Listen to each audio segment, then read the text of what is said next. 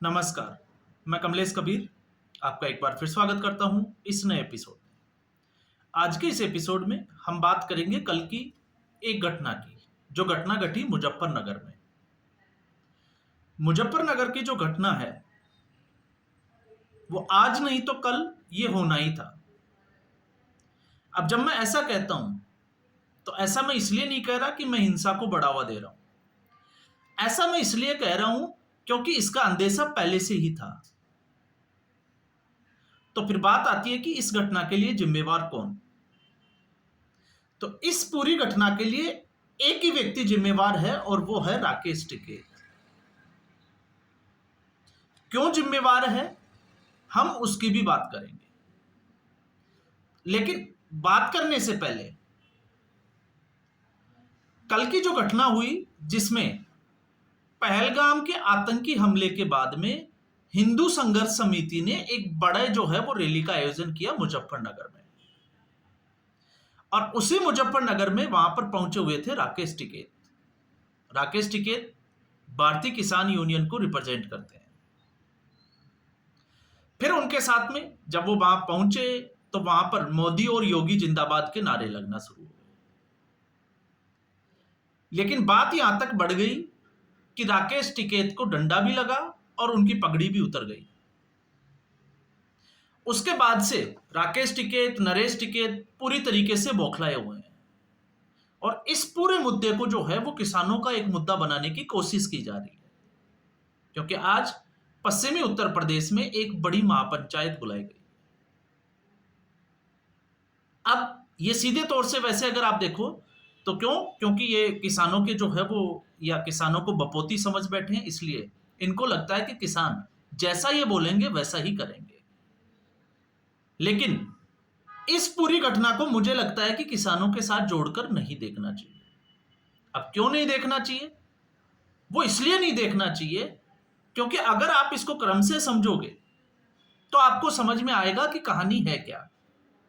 तो कहानी को समझने के लिए सबसे पहले समझना पड़ेगा महेंद्र टिकैत, उत्तर प्रदेश का, पश्चिमी उत्तर प्रदेश का एक बड़ा चेहरा, जिसने किसानों के लिए लड़ाइयां लड़ी।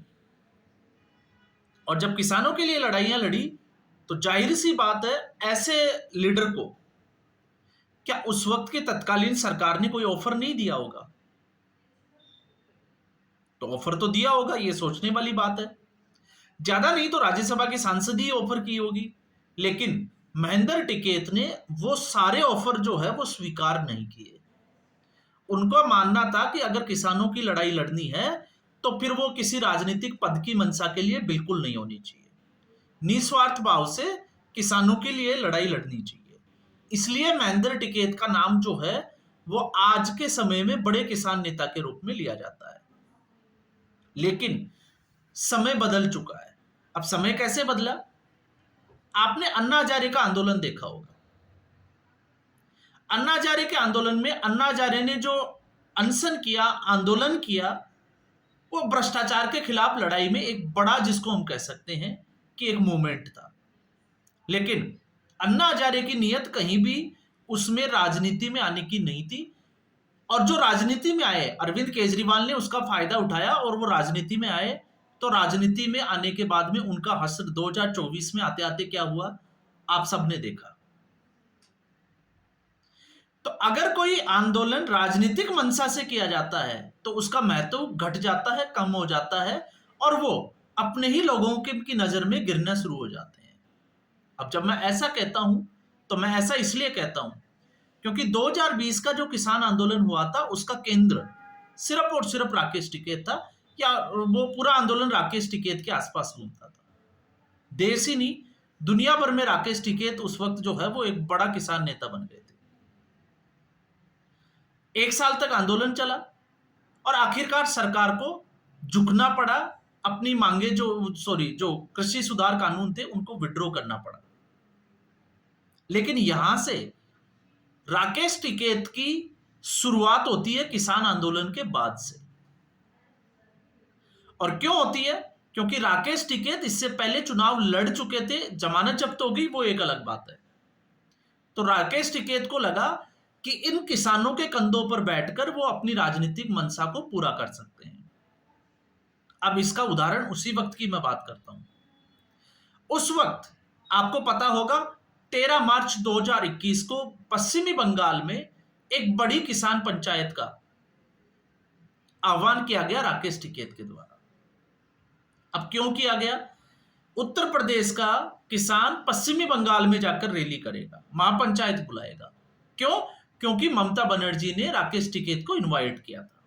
राकेश टिकैत वहां पहुंचे और उनके मुंह पर आपको पता होगा काली स्याही तक फेंकी गई। क्यों फेंकी गई? क्योंकि यहां पर राकेश टिकैत की जो मंशा थी वो मंशा राजनीतिकरण की थी। वो पश्चिमी बंगाल में राजनीति करने गए थे और उनके स्टेटमेंट आप उठा के देख लीजिए उस वक्त के 2021 के। वो कहते हैं कि भारतीय जनता पार्टी की सरकार डरी हुई है। तो इसका साफ तौर से यह था कि किसानों का सिर्फ जो है वो बहाना है। राकेश टिकैत ममता बनर्जी के लिए पिच तैयार कर रहे थे। और उसका दूसरा उदाहरण अगर आपको ऐसे समझना है कि राकेश टिकैत किनकी गोद में खेलता है, तो आप याद कर लीजिए 20 अगस्त 2024। इस महीना, ये महीना बड़ा इंपॉर्टेंट हो जाता है अगस्त 2024 का, क्योंकि कलकत्ता में एक बड़ी घटना होती है, आरजीकर मेडिकल कॉलेज की घटना, जिसमें एक चिकित्सक के साथ में जिस तरीके से बड़ी ही निर्दयता के साथ में अमानवीय व्यवहार किया जाता है और उसको मौत के घाट उतार दिया जाता है। तो राकेश टिकैत का जो स्टेटमेंट आता है वो ये आता है कि कोलकाता का जो कांड है उसको हाईलाइट करके भारतीय जनता पार्टी ममता बनर्जी की सरकार को गिराना चाहती है। तो इससे क्या नजर आता है? इससे नजर आता है कि राकेश टिकैत सीधे तौर से ममता बनर्जी को बचाते हुए नजर आते हैं। तो फिर सवाल खड़ा यह हो जाता है कि जो इस घटना पर यह बात कर रहा है, तो अभी मुर्शिदाबाद में जो घटना हुई उसमें राकेश टिकैत की जो है वो मुंह में पाइल्स थोड़ी थी। आप सोच के देखिए, उस घटना पर राकेश टिकैत के मुंह से एक शब्द नहीं निकला, ना उसके भाई नरेश टिकैत के मुंह से निकला। तो इससे आपको क्या समझ में आता है कि राकेश टिकैत और नरेश टिकैत किसानों के हिमायती है? क्या वो किसानों को फायदा पहुंचाने चाहते हैं या किसानों की लड़ाई लड़ना चाहते हैं? बिल्कुल नहीं। ये सिर्फ और सिर्फ जो है वो अपनी रोटियां सेक रहे हैं। ये सिर्फ और सिर्फ आंदोलन के बहाने पैसा कमा रहे हैं। और पैसा कैसे कमा रहे हैं उसके जो है वो कुछ चीजें आपको पता होगा। उस किसान आंदोलन में भी निकल कर आई थी कि बाहर से किस तरीके से फंडिंग की जा रही है, और उसमें सीधे नाम आ रहा था कनाडा का, क्योंकि जस्टिन ट्रूडो का उस वक्त का आप जो है वो आप उनकी टाइमलाइन उठा के देखिए, एक एक स्टेटमेंट से आपको समझ में आएगा कि वो किसानों के साथ क्यों खड़े दिखाई दे रहे हैं। तो वो पूरा टूल किट का हिस्सा था जो कनाडा से ऑपरेट हो रहा था। और कनाडा इस वक्त ऐसी जगह है कि पाकिस्तान के बाद में अगर कोई आतंकवादियों का गढ़ माना जाएगा आने वाले समय में, तो वो कनाडा की धरती होगी। क्यों? क्योंकि वहां पे पाकिस्तान के आईएसआई एजेंट और पाकिस्तान के लोग भी कनाडा में रहते हैं और भारत के भी। तो वहां पे इनकी मुलाकातें होती है, फिर एक पूरा टूल किट तैयार किया जाता है। अब यह अलग बात है कि जस्टिन ट्रूडो के हारने के बाद में अभी खालिस्तानियों के जो लीडर हैं वो भी चुनाव हारते हुए जा रहे हैं, लेकिन मैं उसकी बात नहीं कर रहा, मैं उस फंडिंग की बात कर रहा हूं। और आप उस फंडिंग का असर देखिए, जब पहलगाम की घटना होती है तो पहलगाम घटना के बाद में नरेंद्र मोदी ने एक हाई लेवल मीटिंग की और मीटिंग में यह फैसला लिया गया कि सिंधु नदी का पानी को पाकिस्तान न जाने से रोका जाएगा। इसके बाद में नरेश टिकैत के आप बयान को उठा के देखिए। नरेश टिकैत कहता है कि पाकिस्तान का पानी बंद नहीं होना चाहिए क्योंकि वहां पर किसान है।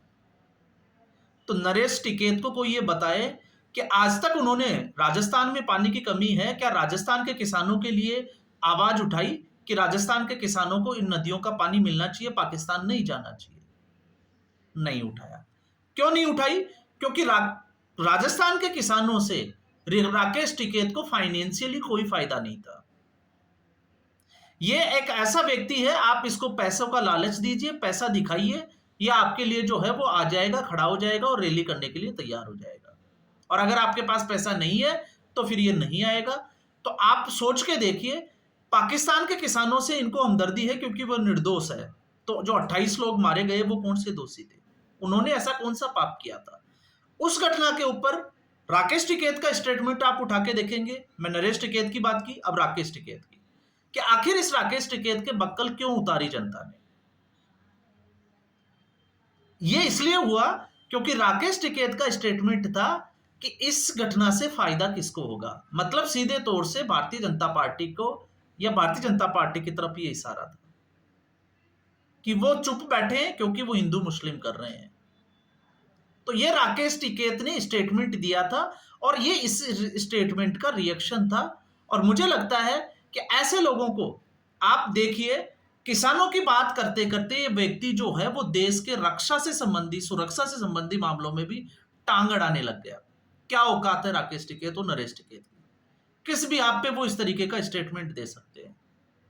या फिर हर फील्ड का नॉलेज है इनको, क्योंकि संसद जब चलती है, वक्फ बिल आता है, तो भी ये जो है वो स्टेटमेंट देते हैं। तो इससे आप समझ पाओगे कि इनकी मंशा क्या है। इसलिए ये सिर्फ और सिर्फ किसानों को बेवकूफ बनाते हैं। और अब क्योंकि किसान चूंकि समझ चुके हैं, पिछले 1 साल से पंजाब में एक बड़ा आंदोलन चल रहा था, कहां है किसान आंदोलन? अब नहीं दिख रहा राकेश टिकैत को। पंजाब के किसानों के टेंट जो है वो पुलिस वालों ने उखाड़ दिए। 13 महीने का जो आंदोलन था उसको 13 घंटे में पूरा जो है वो नामो निशान मिटा दिया।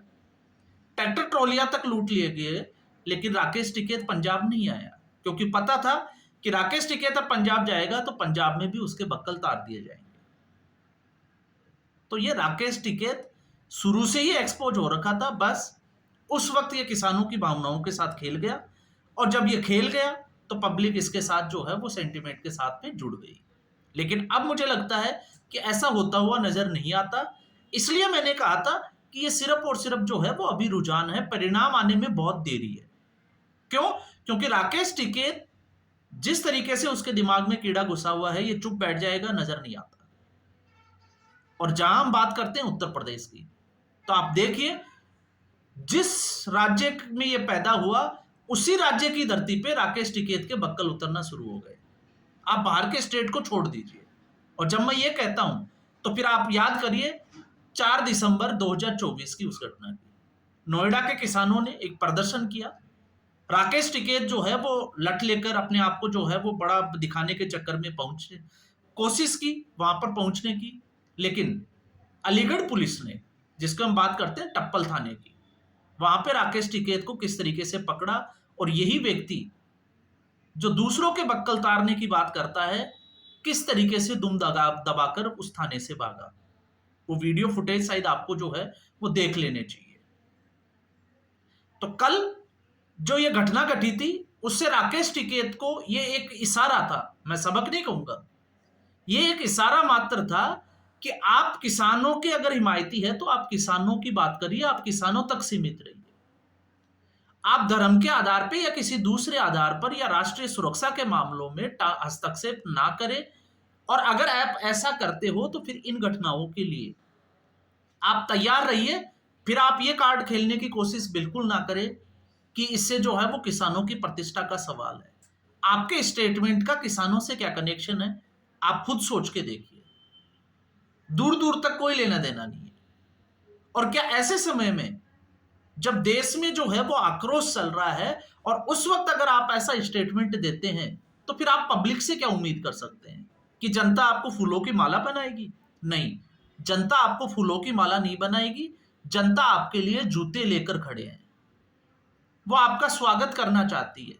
और उत्तर प्रदेश में तो योगी आदित्यनाथ ने पहले ही कह दिया था, जब राकेश टिकैत ने लखनऊ में रैली करने की धमकी दी थी, धरने प्रदर्शन की, ट्रैक्टर मार्च निकालने की बात की थी, तो योगी आदित्यनाथ ने, आपको पता होगा, आज तक के मंच से कहा था कि राकेश टिकैत आइए, वो जैसे आएंगे उनका स्वागत उसी भाषा में किया जाएगा। तो इसका क्या इशारा था? योगी आदित्यनाथ ने तो बिल्कुल साफ कहा था, आप जैसी हरकत करोगे आपका इलाज जो है वो उसी तरीके से किया जाएगा। तो इसलिए मैंने ये कहा, मैं हिंसा की बात यहां पर बिल्कुल नहीं की। मैंने ये जो है वो एक इशारे की बात की है कि ये राकेश टिकैत के लिए शुरुआत है। आने वाले दिनों में आप देखते जाइए राकेश टिकैत के साथ क्या क्या होता है।